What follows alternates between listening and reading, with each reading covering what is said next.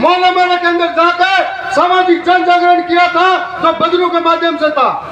उस दौरान अंग्रेजी हुकूमत सामंती रजवाड़ों के सामने और बिलों के साथ में लगातार शोषण अत्याचार हो रहा था। इसकी मुक्ति के लिए हमने बिल टेरिटोरियल अलग स्टेट की मांग की थी। आज आजादी के बाद भी जब देश आजाद हो गया, लेकिन आदिवासी की स्थिति बदली नहीं है। आज भी आदिवासी विस्थापन की मार झेल रहा है। आज भी आदिवासी विकास के नाम पर विनाश हो रहा है। आज भी आदिवासियों के साथ में अन्याय और शोषण हो रहा है।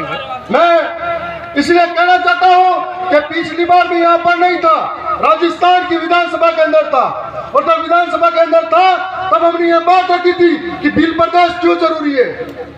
वो बात रखी थी कि आज बिल प्रदेश इसलिए जरूरी है कि कोई मध्य प्रदेश में हमारे ऊपर आकर मुद्दा नहीं। बिल प्रदेश इसलिए जरूरी है कि कोई नीमच के अंदर हमको घसीट के मारा नहीं। बिल प्रदेश इसलिए जरूरी है कि संविधान की किताब में क्या पड़ी 5वीं अनुसूची लागू हो। बिल प्रदेश इसलिए जरूरी है कि हमारी बहन बेटी के साथ में अन्याय अत्याचार नहीं हो। बिल प्रदेश इसलिए जरूरी है कि आज हमारा वन, आज जंगलों में रह रहे आदिवासी को उनके घरों को उजाड़ा नहीं जाए। बिल प्रदेश इसलिए जरूरी है कि हमारा जल हमको मिले। बिल प्रदेश इसलिए जरूरी है कि हमारी सुरक्षा हो, हमारी संस्कृति बची रहे। और इस बात के लिए हमने सरकार के सामने लड़ाई। आज हमें संवैधानिक अधिकारों के लिए इस मांग के लिए जयपुर में पहुंचाया गया है।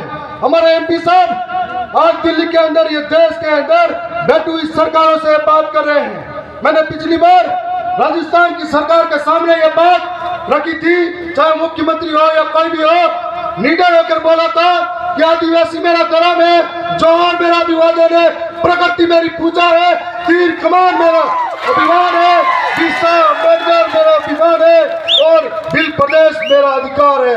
इस अधिकार को हम लेकर रहेंगे और जब तक मांगे पूरी नहीं होगी सदन के सामने हमेशा मजबूती से बोलते रहेंगे।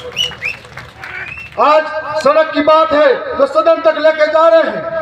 मैंने कई बात बोली, हमें इसलिए लगता है कि मानगढ़ की इस पहाड़ी के बाद में मध्य प्रदेश का इलाका हो, इधर गुजरात का हो, इधर महाराष्ट्र का हो और इधर राजस्थान का इलाका हो, हमारी संस्कृति, रीति रिवाज, बोली, भाषा, परंपरा, पुरखाई, खेती बाड़ी व्यवस्था अलग नहीं है।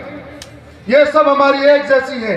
इसका मतलब हमें बांटा गया है। और आने वाले समय में जिस दिन हमारे जीते हुए जनप्रतिनिधि अपने समाज का सर्टिफिकेट से अगर वहां जाते हैं और जिम्मेदारी को निभाते हैं तो मध्य प्रदेश के जनप्रतिनिधि भोपाल के अंदर बोलेंगे और महाराष्ट्र के जनप्रतिनिधि मुंबई के अंदर बोलेंगे और या गुजरात के जनप्रतिनिधि गांधीनगर में बोलेंगे, राजस्थान के जयपुर में एक साथ बोलेंगे, तो बिल प्रदेश का सपना दूर नहीं है।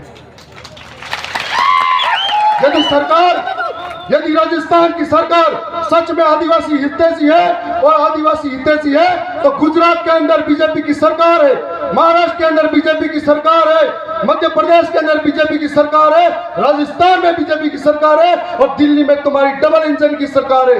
यदि सच में आदिवासी के हितैषी हो तो हमारे लिए बिल प्रदेश के लिए आह्वान करो और बिल प्रदेश हमें बढ़ा कर दिया जाए। और यह भी कहना चाहूंगा कि हमारे कार्यक्रम के बाद में